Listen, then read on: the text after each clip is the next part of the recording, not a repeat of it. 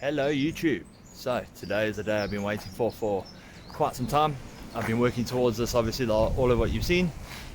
This is the part that I really like to do rather than pulling things apart. Today we're going to start building the subframe. So I've got a couple of pieces out here and there and all over, and I'm going to use the Mondeo one as a reference point, get this all together. So I think that's what we're going to do. We're going to try and get most of it in today. I'm not going to actually put the rear bearings in, and I'm not going to put the dust covers on yet because I'm going to be laying it down, so I might squash the dust covers if I do that. So I'm going to build the rear end as much as possible, put the diff in. I did a little diff service last night on the hull decks, changed all the oil in the hull decks, cleaned out the filter and stuff, so that should be good to go. Gonna get it in. There's no oil in the actual rear half of the diff yet, so that needs the drive shafts in first. So gonna get the diff in, get the drive shafts in, get the control arms on, I mean the trailing arms on, get all the linkages on, and get the shocks in, and basically get ready to bolt into the bottom here. So hopefully things go well today, and that's what you'll be seeing.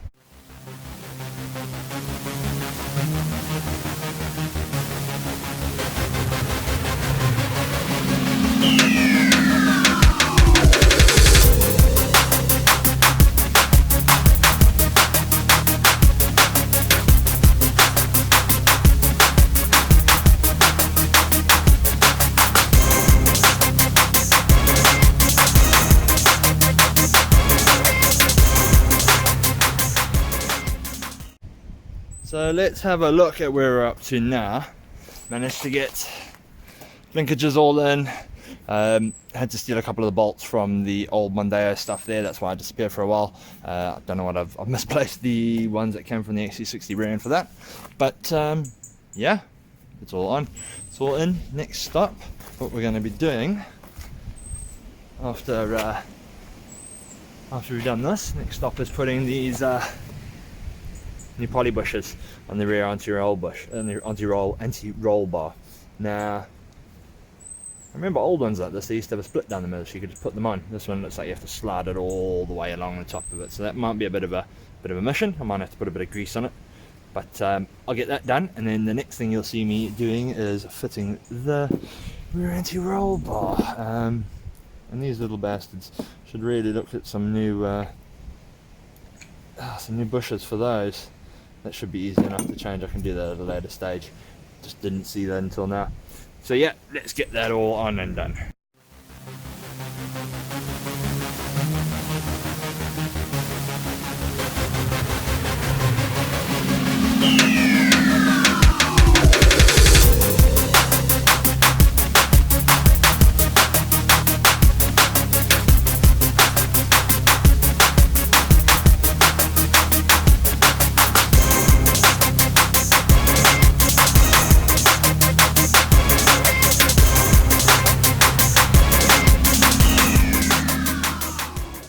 Just want to show you guys that, so I've got the linkage now done, rear anti-roll bar is now in and in place, linkage is done either side, and I remember to put the ABS sensors in. I've got to give this all a bit of a clean again, it's a bit dusty now, but we are now ready for the main event. Let's get that diff out and get that diff on, I think.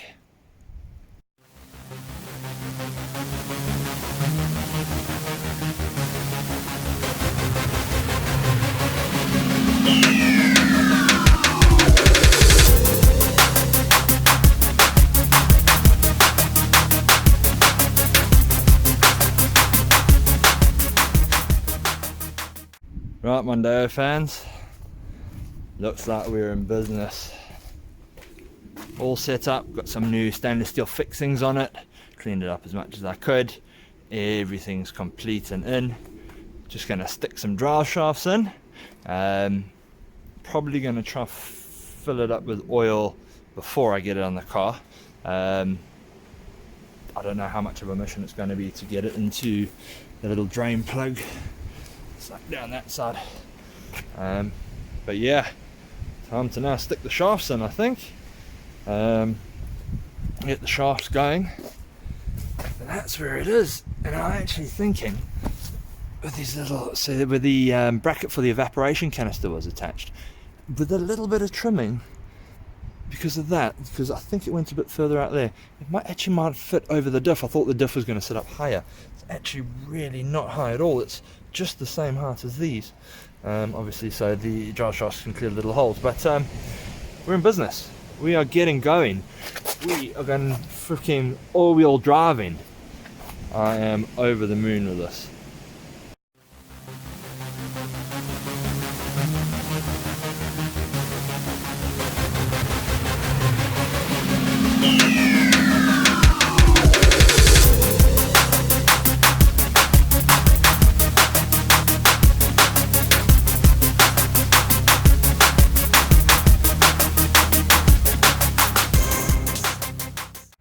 So that's the drive shafts on. Bit of a fiddle. I wasn't sure if they'd fit through the hubs, but they do actually fit in through the side. I lifted it up at first to try to get them underneath, but I was just being a bit silly. Got them into side, knocked them a little bit so they attached in. And they're in the clips here now. And as you would expect, both spinning the opposite ways. So we're in order. Now, on this thing, it's going to be really hard to see. Oh, no, I don't think we're going to be able to see. But about underneath here, that's where the full hole is. So I'm going to definitely do this out the car. It's going to be a bit easier. Just going to pop it off now and put in. Apparently, it's the level as well. So you just fill it in until it overflows. So that should be easy enough to do. I don't think I'm going to video that because it might take me a little bit of time and it's going to be pretty boring. But that's the next thing I'm going to do. Fill it up with some fluids. Morning Mondeo fans, another day at the build. So today's mission, well, after eyeballing everything up yesterday, I got all the shocks on, had all the springs on and everything. Today's mission is going to be getting the bracket for the evap canister on there. Now, what I'm thinking is, so it's all matching up, if I just put some spacers on there, maybe I'll have to measure it up, but it looks about 10 mil or so. So if I put about 10 mil spacers on there, it should still fit in and it should still clear under the bottom, because it did have quite a bit of space. So we'll see how it goes. I'm going to just measure it up, make some small little maybe steel or aluminium brackets there, spacers, sorry, and then just bolt it in, get some longer bolts, and then hopefully today this whole thing is going in. Cool, so wish me luck. I thought I'd skip that part out because it was a little bit boring and obviously not pertaining to just this conversion. What I've done is I've just shaved down the edge of this a little bit so it'll clear the diff. And I've just grabbed a bit of, well, the only piping I had. It only has to be little stuff. It's probably from a curtain rail or something. Gold, you know how we roll with gold bars around here.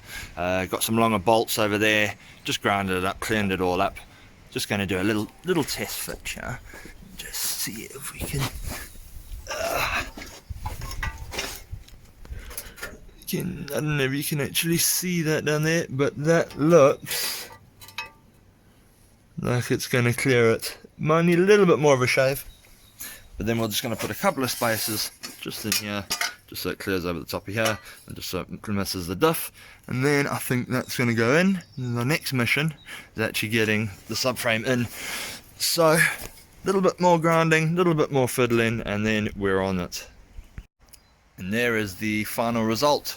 So got a couple of little spacers on there. It literally just clears everything. So I am hoping it's going to give us enough clearance in the top here, because obviously the treble, as it goes up and down, this is going to go closer to the body. But I think that's it. I'm going to start clearing out stuff from under here and balance this bad boy on the jack and get him closer to getting in. I think that's going to be the next thing you see.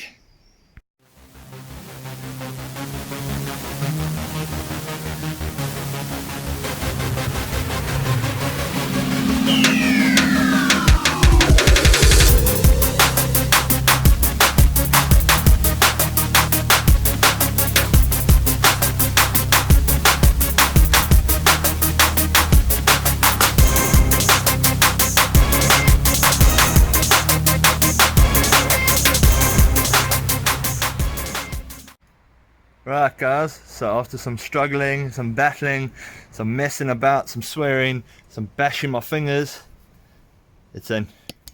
It's in and it is fitting. Look at that. And I don't know how much you can exactly see here, but she's all in. She's in there. Diff in. Even my exhaust. The custom exhaust actually fits, and it's actually got, you can see it's got a bit of space. I might even be able to still run the same exhaust. Maybe down there is going to be a problem though, but we'll see. Let's see if I can give you a little view under here.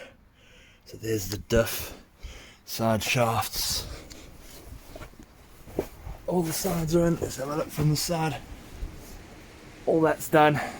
Just need to sort out all the bracketry, and then I'm going to put the brake dust covers on and get the bearings in and put some wheels on it, I think. So let me quickly do all the bracketry, and then I'll probably video the putting the bearings on and stuff, because it's the last little bit. And then I'm going to show you putting the studs on, I think. And then we're pretty much ready to roll. This is just going great. I did manage to scuff up a load of my paintwork that I did, but it's going to be under the car, so who knows who's going to see that anyway. Cool, so I'll see you in a little bit. This is where we are at the moment. So I've attached as much of the part work as I can. I've attached this bracket. Next up, we're going to need to put the dust cover and the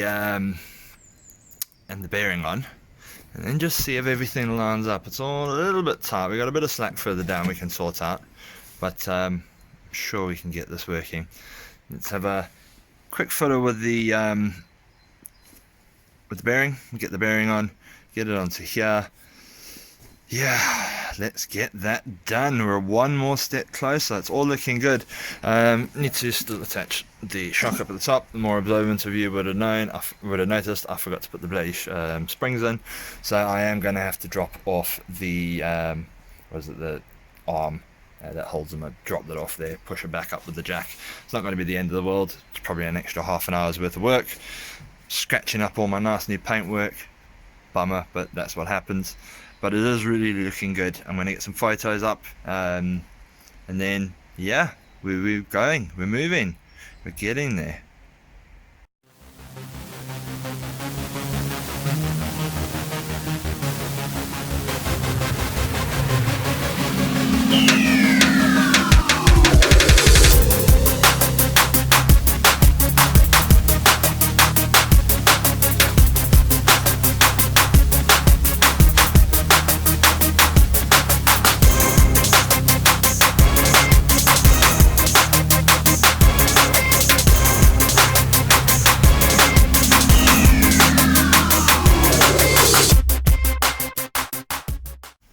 Well, that was a bit of a mission, but it's all on. It's all on and going.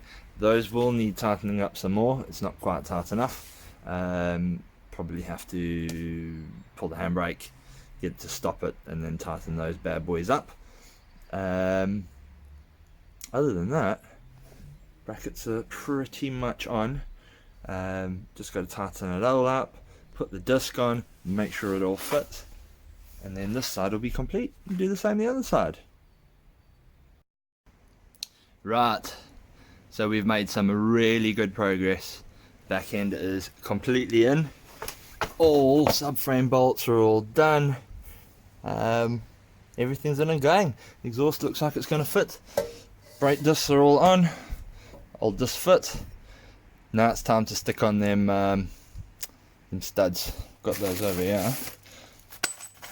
Have a quick look, see if I can grab one of these out. So this is basically what they are. Now the Volvos are M14, where the forward is M12. Now it does actually fit in here, and it does fit through the wheel, so it'll work. But I've had to run different wheel nuts afterwards, but that's fine. back and front are different. So I'm going to do is I'm going to stick some red Loctites on here, screw these bad boys in as tight as they'll go, and then we should be good to go. Let's have a quick look, see how far in they'll go. See, those will go all the way in there. We just tighten them in with the Allen key, then lock them in nice and tight. So let's get that on the go.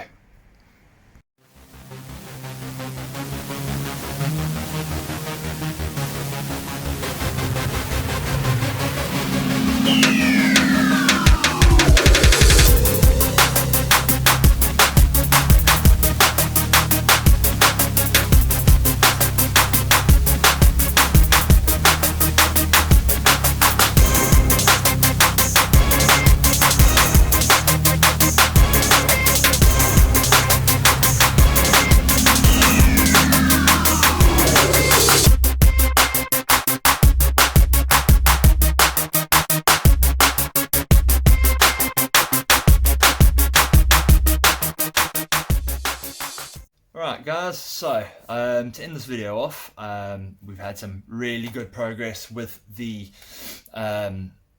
putting all the back in, putting all the subframe in, putting everything in, everything just fitted. Couple little snags here and there, got it all in as a one-man job without breaking myself, so that was great. Got the studs in, and then today when I got home, this bad boy had arrived. So the next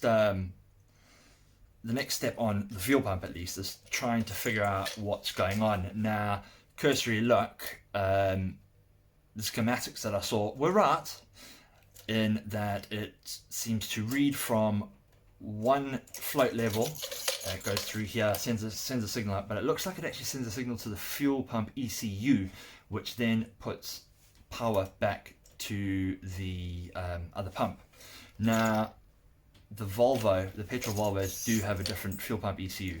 Now, I'm having a look at the fuel pump ECU, and I'm having a look at the loom that comes off of it to see whether that's compatible and it'll just be plug and play. Otherwise, I'm just going to come up with an aftermarket solution, I think. Maybe with like a pump that kicks in, and an external pump that pumps from one side to the other, just make some holes in the tank. I'm going to do something. I'm going to get this working, but I'm putting this on the back burner for now. I'm basically, this weekend, I'm putting some wheels back on this bad boy, rolling it out, tidying up the garage a little bit, taking the bonnet off, putting it in backwards, and I'm moving on to the front subframe. That will give me some more time to do a bit more research on this pump. I don't necessarily want to start putting holes in it. I don't necessarily know if the in-tank pump in this tank is actually faulty.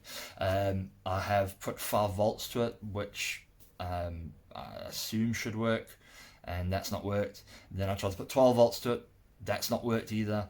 So I don't know. I'm not sure entirely whether that thing's working or not. Nobody seems to know. I can't get the pump actually out of there because it's on the other side of the tank and it won't physically fit out. So it's either get another tank and try another tank, or possibly just go after, as I say, an aftermarket type solution. And that solution might be easier, it might be cheaper. If I can get something that, say, senses when there's no fuel on one side and then enables the pump, just pumps with 12 volts, that would be perfect. I could just strap it all onto the top, if it's all low mount, strap it to the top, and when it detects there's no fuel on one side of the pump, it kicks in the fuel to the other, runs for a certain amount of time. I'm sure we can get something like this. I've seen similar things before. But I'll have to see. As I say, that's very much on the back burner now. The next few things we're going to do, as I say, put the wheels on, roll it, turn it around, get it all back up in the air, drop the front subframe off, have a good look up there, get the gearbox out, split the gearbox, get the ratios from the diesel box out and the ratios from the Mondeo box in, and get it all buttoned back up. So yeah, good progress has been made on the actual hardware stuff. On the sort of more, I don't know if you'd even call it software, just the electrical kind of stuff, that's been a bit of a problem. So there must be a way around it. There's a way to fix this. I don't know whether I'm thinking into it too much or whether I just don't know enough about the system yet, and time will tell, but yet to be seen. we're just gonna have to see. As I say, I'm not gonna let it stop me now, because I've got probably a good 2 or 3 weeks work up on front. In that time, while I'm at work, I can do a lot of research and I can check stuff out. So I don't mind poking a hole in the top of this. If it's the end solution, I mean, if there's a more factory solution, I would rather go that way. But let's see. It's let to be seen. More research, more time on the computer, more time on the phone. But otherwise, things are going well. Hardware's in, moving on to the front. So fingers crossed, we'll have some good progress up front. I imagine there'll be less actual problems like this, electrical based problems, because everything's pretty much the same. There's no wiring that goes to the front diff or anything, it's all hardware. It should just go in and should just all bolt up. It is going to need a new custom exhaust, I'm pretty sure of that. It looks like the downpipe's in the wrong place. It's definitely taking up a hell of a lot of the tunnel where the prop shaft needs to be. So yeah, onto that the next over the next few weeks. So the next video you'll see, this old beast will be turned around and I'll be back into the front. So thanks for being with me, and as always, hope you enjoyed it, hope you're still kept your interest. Any comments, any you know, any constructive comments, anything that you can help out with, you'd be happy, be welcome to leave them, and I will read them and I will comment when I can. Alright guys, so that's going to be it. Thanks for bearing with me. See you in the next one.